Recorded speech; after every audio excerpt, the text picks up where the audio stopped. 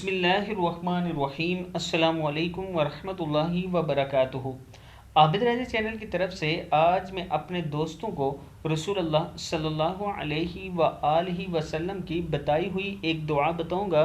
اس سے پہلے میں اپنے تمام دوستوں سے گزارش کروں گا کہ اس ویڈیو کو آپ نے آگے ضرور شیئر کرنا ہے۔ تو شروع کرتے ہیں۔ بسم اللہ الرحمن الرحیم۔ حضرت عائشہ صدیقہ رضی اللہ تعالی عنہا فرماتی ہیں، حضرت محمد صلی اللہ علیہ وآلہ وسلم ان کلمات کے ذریعے سے دم کیا کرتے تھے: اذہب البأس، اذہب البأس، رب الناس بیدک الشفاء لا کاشف لہ الا انت۔ اے لوگوں کے پروردگار، اس بیماری کو دور کر دے، آپ ہی کے قبضہ قدرت میں شفا ہے اور اس بیماری کو آپ کے علاوہ کوئی دور کرنے والا نہیں۔